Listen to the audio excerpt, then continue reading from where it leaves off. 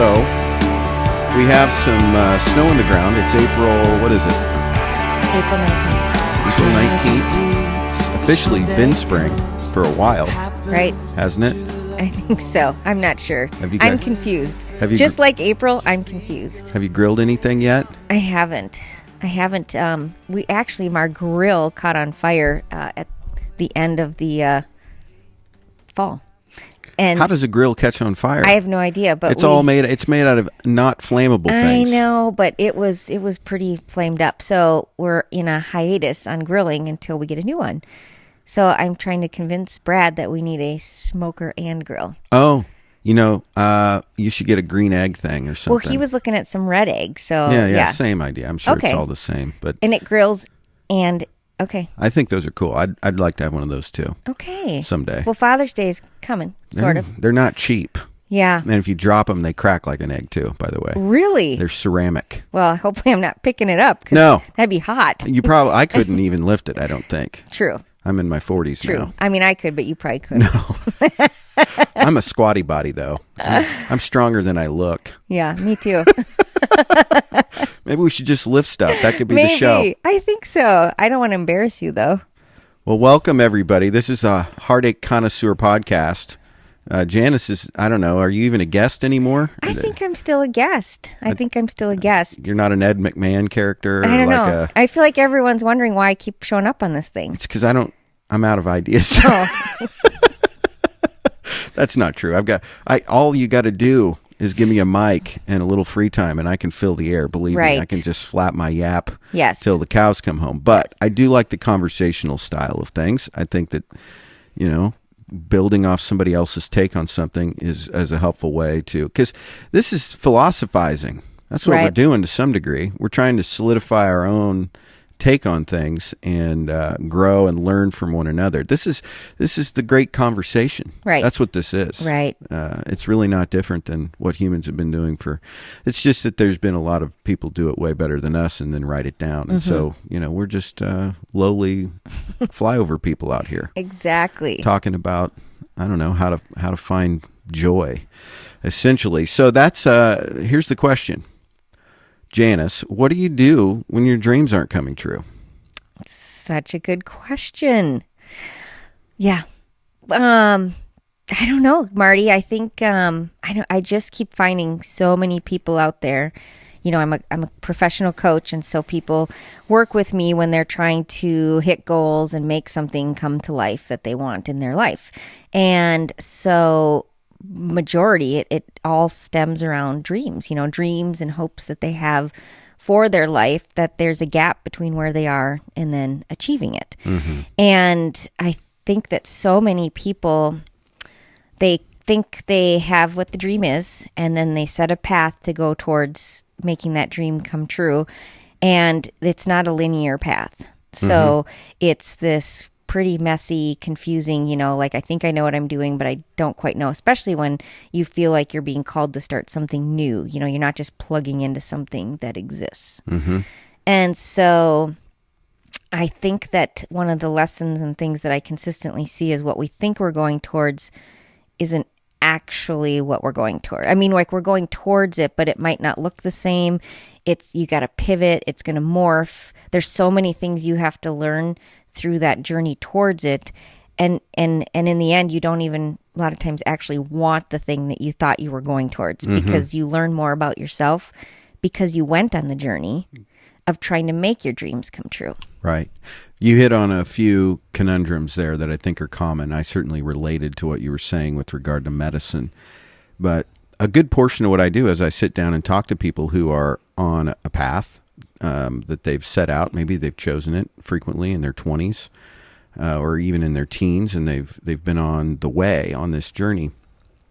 And then they find themselves having hit a wall, frequently in middle age at some point, kind of looking around at the life that they've built for themselves and feeling wildly unfulfilled.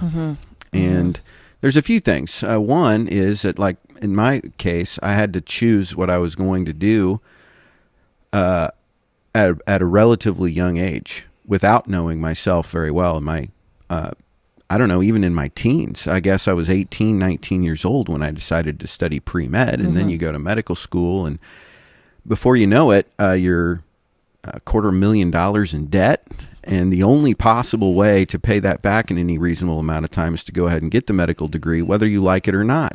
Now, fortunately, within medicine, you can make several different choices, and generally people can find something that fits their style. But there are traps along the way that make it very difficult to choose other paths later, so it's not always simple to get out of things. And so that's hard. And you have to be able to... Here's the other thing that people have a really hard time doing. You have to be able to cut your losses and shift on the fly. That's really hard because of what people interpret that it means if they have to do that. If I have to shut this project down, or if I have to quit this program, or drop out of school for some reason, or quit this job because of a crisis in my family, or move across the country because of my spouse's job, or any number of things, it feels like then, here's the immediate knee-jerk response, all that time was... Wasted, exactly. Or I'm a failure. Right. Who am I? How many people am I disappointing by walking away from this thing? Yeah. And so you have to have a moment of reconciling, or you have to do some work to reconcile the previous events with your current scenario. And so what do you do? I mean, how do you do this? First of all, dreams. What are some common ones? Most of the time people want to have some sort of way to make a living. They want to have a partner or some kind of romantic relationship. Usually, oftentimes children are part of those dreams. Houses, cars, boats, vacation homes. I don't know. What am I missing? Well, I think what you're talking about, what I hear you saying is the checklist. It's the things that we know we're like supposed to do when we leave the nest. And I think then this tension comes because you did those things because that was what the dream, the American dream looks like. You do boom, boom, boom, boom. And then this tension arises when I'm not quite fulfilled doing this, though. Or maybe it was fulfilling for a season, but there's this longing for something more. And I think the dream looks different. So a midlife dream, I think what I've discovered is it's more about purpose. Like people want to know, why am I here? I did these things, those made sense in the season, but now why am I here? What's my purpose? I'm in my 40s. I'm probably midway in my life, hopefully. I'm going to get 45 more years at least. And so what am I doing with the rest of it? And then there's this weight of cutting letting go of things that may be really good to pursue this other thing that might be amazing and fill you in a completely different way. And with cutting losses, there's the reconciling, but I think there's a huge grieving piece to it because you're grieving the loss of what you thought was going to be. And so it's like, and this piece of you have to kind of put it to bed. It's got to die. You know? But you've posted about it a lot of times on Facebook. You've told a lot of people at a lot of cocktail parties, I'm this. Yes. I'm studying this. I'm going to be this. Yes. I read about this in my free time. This is what I am. This is what I do. This is me. Yeah. And that's really hard when you I think especially I've worked with a few physicians and other professionals and high level, high educated people who've lost all of it. Maybe forcibly for some reason. They've lost a license or something like that. And man, talk about getting your heart jerked right up out of your chest. It is really, really hard to pick up the pieces when something like that happens. Well, and beyond your heart, I think it's our identity. Like I think, my journey with Bagalitas, it's like when you see yourself as that person, the bag lady, the doctor, whatever, and then it gets taken out, it all crumbles because you're like, you got to rebuild who you think you are, right? And if you want to go really deep, I think that when your identity comes from God and you see yourself as fully loved and then these things you're out there doing, when they aren't, when your identity isn't built in them, whether they stay or go no longer has the same weight, because you're just out there living each day and it's a growth mindset around it. just new information, and I don't need this thing to succeed for me to be okay. Like this is no longer part of me, my identity. Right. Well said. And when you mentioned God, it made me think of this. And there's something that we need to clarify is that when you're looking at the list, the checklist, and you're kind of saying, well, this is the American dream, right? So you have to get very specific about what are my dreams versus what are somebody else's dreams. Right. Is this my father or mother's dream for me? Is this what all of my peers believe that I ought to be doing? Is this what my spouse believes I ought to be doing? What do I want to be doing? Right. And then mixed in there is often a belief that if we do what we want to do, that that's somehow selfish, and that we should be doing the thing that sucks but is guaranteed to put food on the table or something, or provide the prestige or the lifestyle that we've become accustomed. And so one of the major challenges is separating other people's dreams for you from your own dreams for you. And then the second piece is reconciling that no matter what you set yourself toward, you have to contend with the mundane. You have to contend with the day in, day out grind. It's not all holding a trophy over your head, slipping on the ring, going, I made it. That's rare. And it may never happen to the degree that you think. And you just have to get out of bed every day. Right. And it's not one or the other. Like, I think if somebody sits down and does that inventory, I think they're going to be like, yeah, I love being a mom, Definitely. Actually, I want to put more resources into that. I want to be a better mom. I don't think that those initial checklist things necessarily go away, but you look at them in a different way than you did when you initially went into them, and you own them in a new way.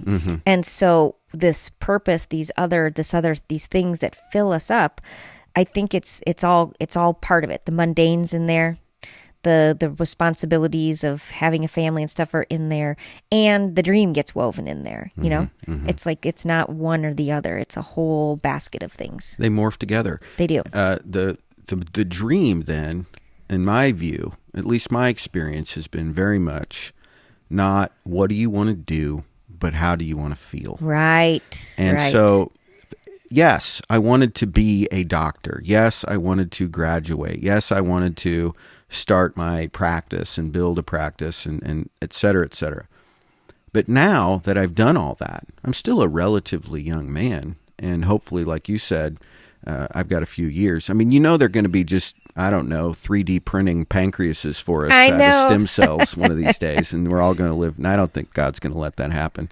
But anyway, so now the challenge is, for me, distinguishing what are my dreams? What have they been all along? And they've actually been the same thing all along, but it's been much more ethereal and a bit more metaphysical.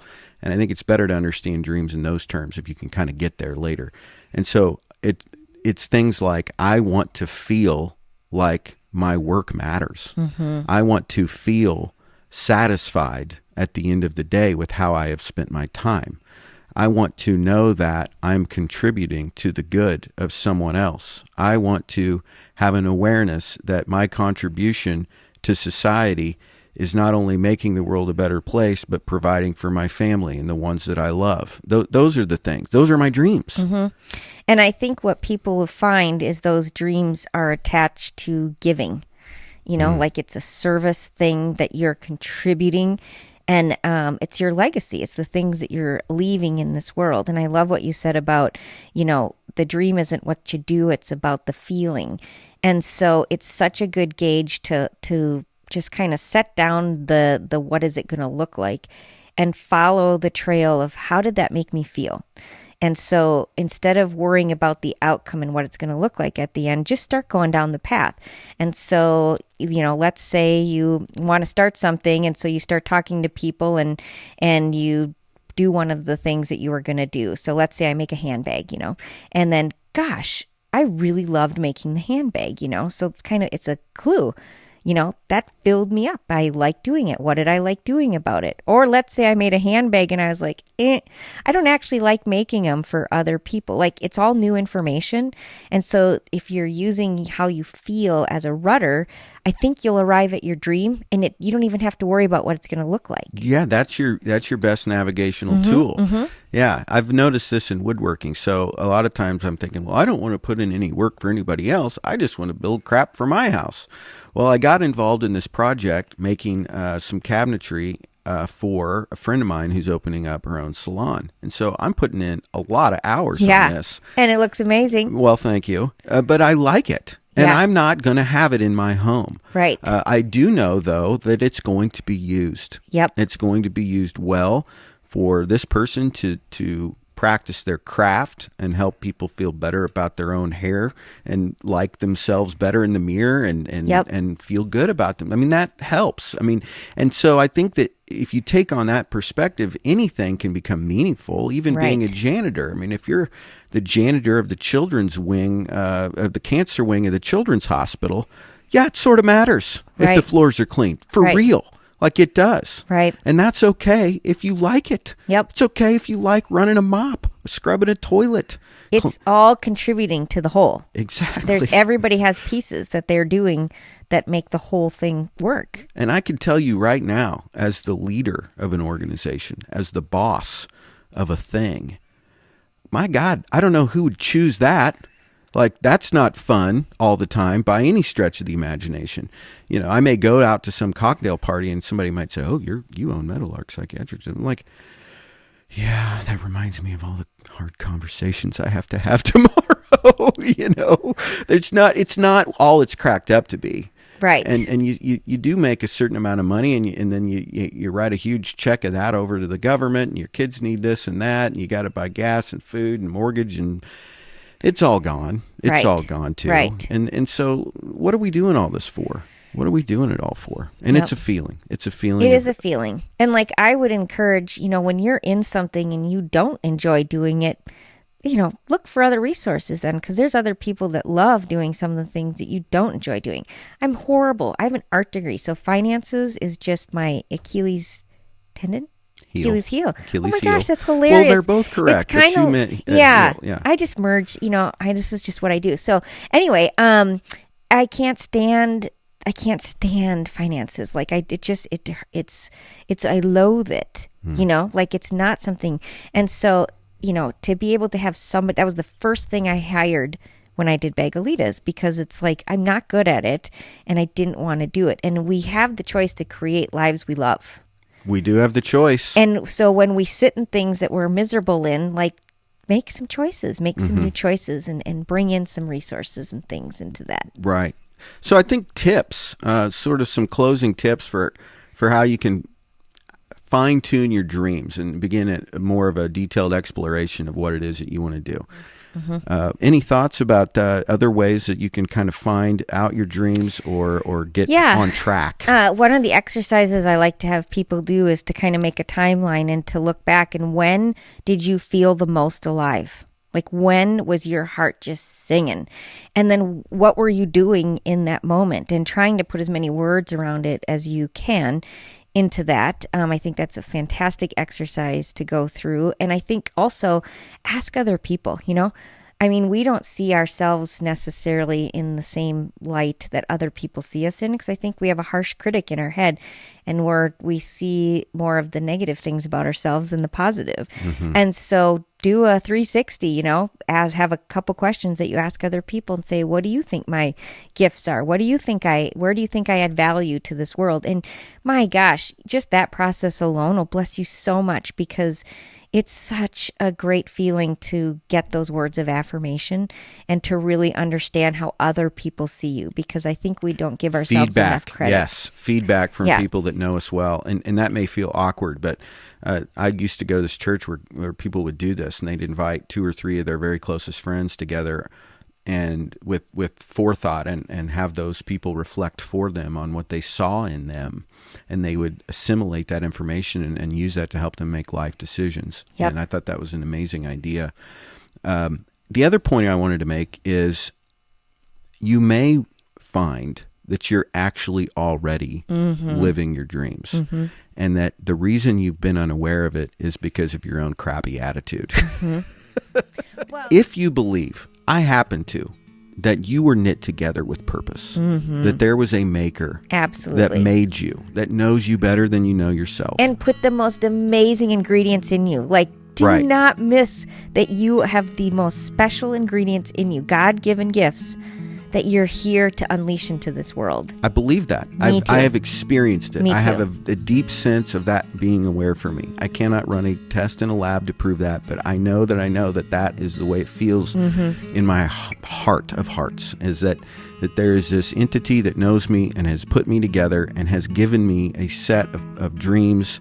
The scripture I love is the good works that I've prepared for you in advance. I have plans for you to prosper, right? This is who made us. Only good plans.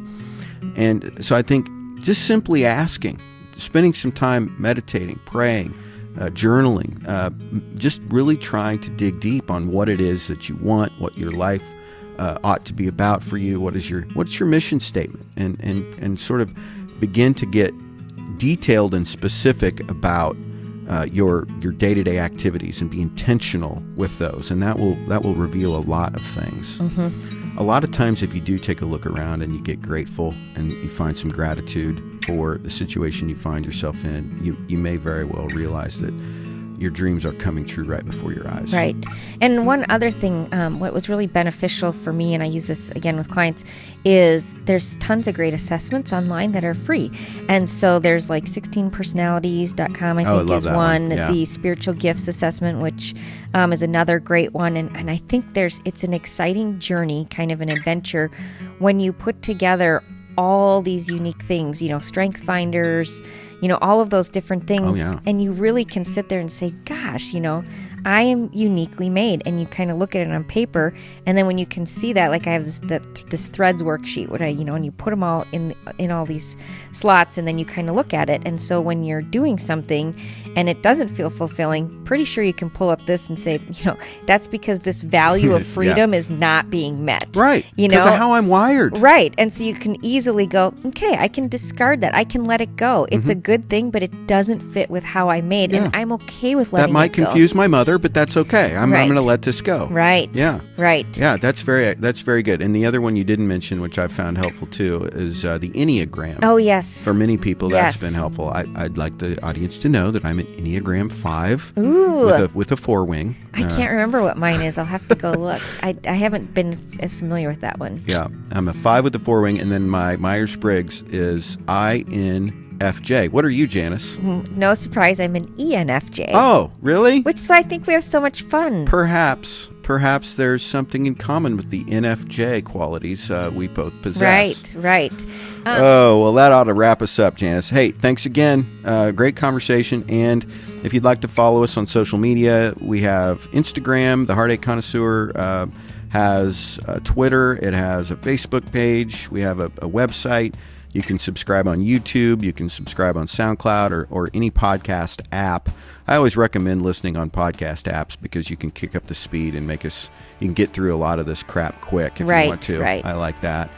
And the Patreon page, we are working on developing right now a very exciting product that I hope to make part of the Patreon rewards program. My good friend Alicia makes glass art and jewelry, and we've made a stencil for the Heartache Connoisseur logo, and we're going to try and make some custom Heartache Connoisseur coasters. Sweet. Which I think are going to be rad. Yeah, we need them on the table with Of coffee. course we do. Yeah, coffee yeah, cups. big old mugs. Cup of Joe and Grow. Right? Absolutely. What do you think, Bag Lady? I love it.